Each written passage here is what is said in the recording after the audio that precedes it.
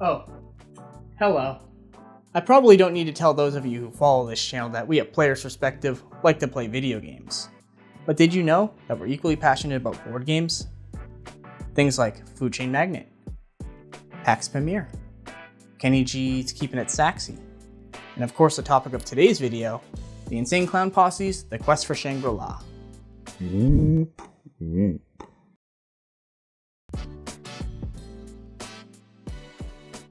Okay, Juggalos and board games seem like they would go together about as well as, well, Juggalos and most other things. And yet here is a game that seems like it was designed just for them. It was sold on HatchetGear.com and received a small retail release at Hot Topic stores. And from what I could find, it had an MSRP of $200 back in 2006. Admittedly, my only source for this information is a single thread on a forum, but I could not find any information to the contrary.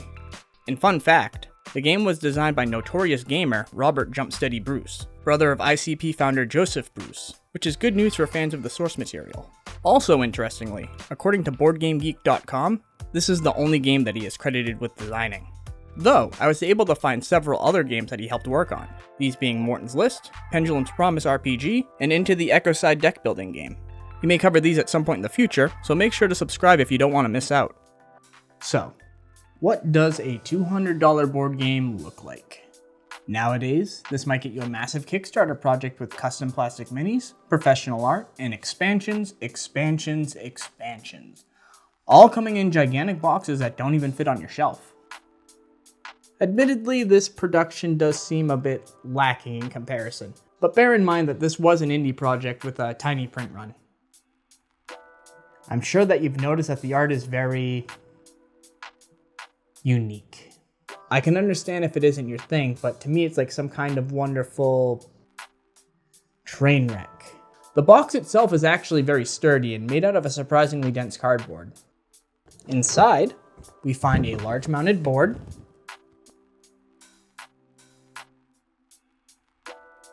several large decks of cards,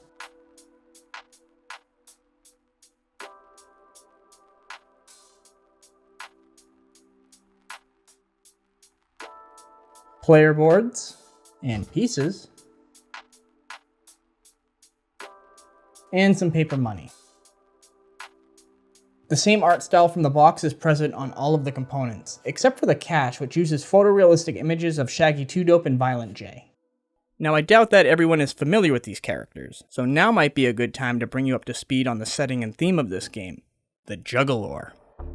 The Quest for Shangri-La brings us to the world of the Dark Carnival, or the pseudo-religion created by Insane Clown Posse founder Joseph Bruce, better known as Violent J, along with his partner Joseph Utzler, or Shaggy 2-Dope. In this, heaven is referred to as Shangri-La.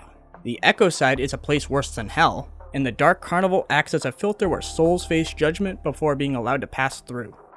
There also exists a Nether Void, a mystical place where wicked necromancers reside, along with evil creatures called Shadow Walkers. And finally, Detroit is a city in Michigan. As you can see on the game board, each of these concentric tracks represents one of these areas, with Shangri-La in the center. And in this game, you will play as one of many different and distinctive characters, each of which belong to either the Nether Void or Dark Carnival factions. As I said earlier, Nether Void aligned characters represent evil Shadow Walkers. These beings attempt to convince individuals to commit sinful acts, preventing their entry into Shangri-La. Those who are members of the Dark Carnival are there in an attempt to save people's souls by, showing them the wickedness inside themselves. I wasn't able to figure out exactly how that's supposed to work, but each of these characters is referenced in the band's first set of albums, also known as the Joker's cards. The 3 large decks of cards represent people, places, and objects that you will encounter on your journey. These also contain references to rappers, song lyrics, and inside jokes. Plenty of fan service for the, fans I guess. While I can't go over each and every card right now, as this video would be over an hour long, I have left links in the description with more information for all you Jugheads who want to learn more. Okay, so how do we play this thing? I'm going to go through a quick rules rundown. Now it won't be comprehensive, but it should be enough to give you a feel for the game. The goal for you and up to 5 of your friends is to make your way from the outermost track of Detroit, through the Nether Void, then the Dark Carnival, all the way to the center of the board which represents Shangri-La. Each base contains a new challenge to face or a new opportunity to take advantage of. However, before we can do that, we need to select a player character, and this is done at random. As I said before, these could be a resident of the Nether Void, represented by these blue boards, or a member of the Dark Carnival, as you can see here on the orange ones. Each one will have unique starting conditions and gameplay abilities. As you choose your character, you will also collect the matching standee, starting cash, as well as any item card shown on the character board. In this case, we get the Nether Void character Hollywood Chuck Hogan, with increased combat ability against fiends. He starts with $100, a staple gun, and he begins on the freer bar space. And on your turn, you will simply roll a 6-sided die and move that many spaces, clockwise, counterclockwise, or across bridges, following the instructions in the area in which you land. Sometimes this is an opportunity to purchase some items. Whenever you're allowed to make a purchase, the space that you have landed on will list the available items along with their prices. Choose any number that you can afford, and then add them to your player area, exchanging the amount of cash listed. For example, I currently have $500, and the skateboard costs $300, and the herb costs $200. I simply return the money to the bank, and then add the cards to my inventory. In addition, you could also sell items from these spaces. Simply take the printed amount of cheddar, in this case $200, add it to your player area, and then discard the sold item. Some spaces offer special opportunities. You could head to the casino for a night of gambling, wind up at the hospital for some for-profit healthcare, or even find yourself in the magical land of Oz. Looks like we're not in Detroit anymore. Other times the space you land on will contain a location card that a player left on a previous turn. In this case, you simply ignore the encounter printed on the board and instead treat the location card as if it were the space that you landed on. But most often these spaces will require you to draw an action card from the appropriate deck and then resolve its effects. These cards could be more items for you to use, like some face paint. Events, both positive and negative. Homies to aid you on your quest. Look, it's Jumpsteady himself. Locations as mentioned previously, or fiends. And fiends are unfriendly and potentially deadly, meaning you'll have to defend yourself. Luckily, combat is quick and simple. First, add your combat value to any bonuses from homies, carried items, and a single one of your weapons, along with the value of a 10-sided die roll. This total is compared with the strength of the baddie you're fighting, and in this case, it's Nosferatu, with a strength of 15. If your total combat value is higher, congratulations, you win and you get the bonus printed on the card permanently added to your combat value. If you are defeated, you lose one of your life points and then have to face any other consequences printed on the card.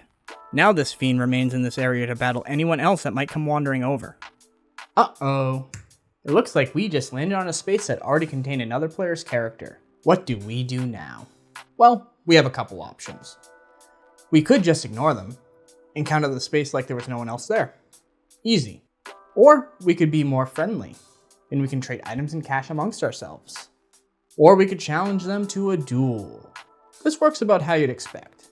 Both players add up their combined combat power and make an opposed roll. Winner gets to choose how they'd like to inconvenience the loser. Typically this means stealing cash or cards or removing a life point. Quick aside, I just have to mention these bone cards.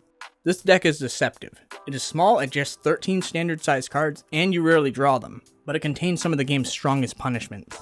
You'll often have to draw these as an additional consequence of a particularly challenging encounter. Look, here's a quick example. The High King Bone card. Drawing this means you remove your piece from the board and you don't get to play for 10 minutes. Not a set number of rounds. Not roll to see when you reactivate. 10 minutes. I must say, very interesting stuff. But how do we actually win this game?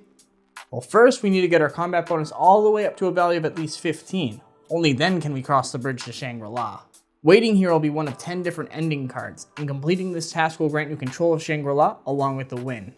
And these vary wildly. For example, you could draw the Wraith. In this case, simply roll a d6. If you roll a 6, you win. Otherwise, lose a life and try again on your next turn. Or Mr. Rotten Treats, a vile fiend who is trying to take over Shangri-La with his rotten treats. You must beat his strength of 25 3 times in a row to claim victory. If not, you'll be teleported to the Valley of the Crow. Whatever that is. Or even the 17th dimension. If you get this card, you simply lose the game. Sorry. Replace the card with a new one and everyone else continues playing. Sometimes this game is just like that. If you don't manage to survive the final encounter, that's it. You're dead. No more respawns. Not just for you, but for all of the other players too. They only have a single life at this point, and play continues until someone can complete the final challenge, or there's a single player left standing. Now the astute among you might be thinking to yourselves, wait, this is pretty much just a streamlined version of Talisman. Well, yes, this is just a streamlined version of Talisman. But I don't own a copy of Talisman, yet I do own a copy of the Quest for Shangri-La. For one, Talisman has a playtime reaching close to 4 hours, making it a slog to finish. The Quest for Shangri-La offers a similar gameplay experience in less than half that. On top of that, Talisman is essentially a run-in-the-mill fantasy quest. I have games that do that better, but I don't have games that do this better. And what do I mean by this? I mean this artwork. I know it's exceedingly amateurish looking, but I think that's why I love it so much. If the game didn't look like this, I don't think I would have given it a second glance. All of it was drawn by Nathan Andren himself, so that means that the style is consistent throughout, and each card even has a unique piece made for it. I also mean this narrative. The game is obviously a novelty piece, yes, but with the potential to tell hilarious stories.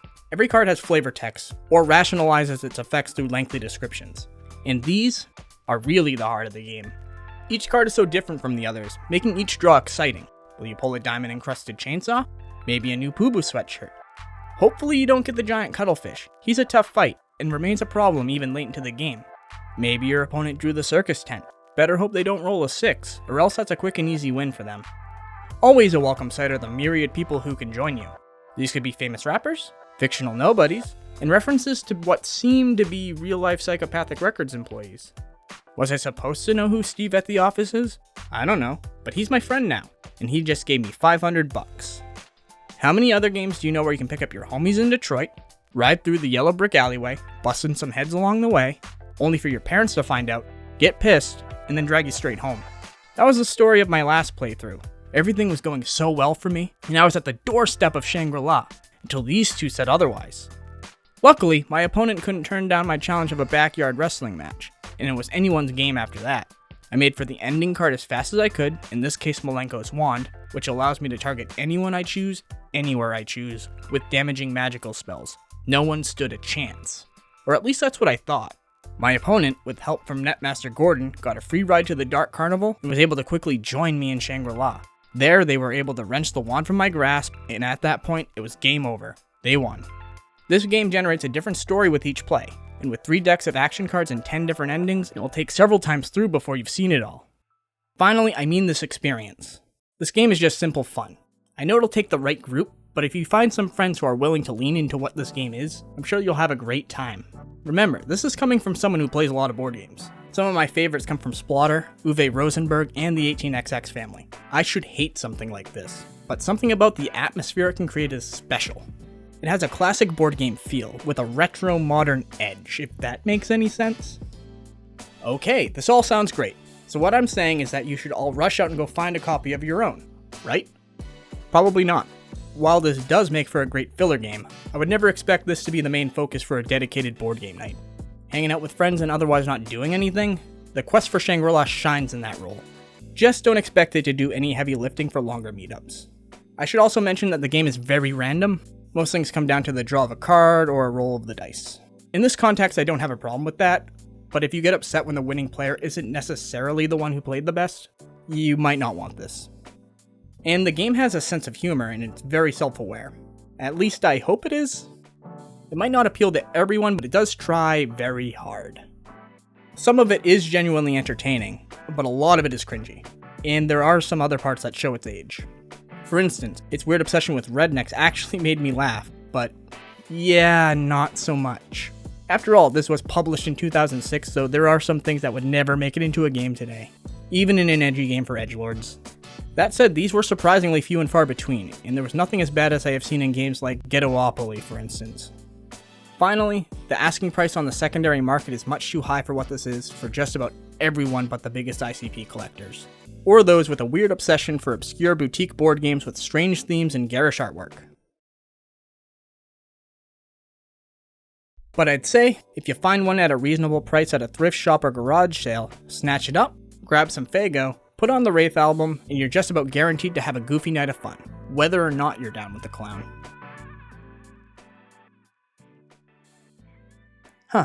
According to the rulebook, there's actually another way to win the game. You need to collect 4 dark and mystical items and have them in your possession at the same time. These are a rusty axe, Voodoo for Morons, a homie named Bridget, and a 2-liter. That seems like a weirdly specific reference. Maybe one of you can let us know what that's all about. I can't say that I understand it. I've never been big into ICP myself. Aw, you ain't nothing but a jug of hoe.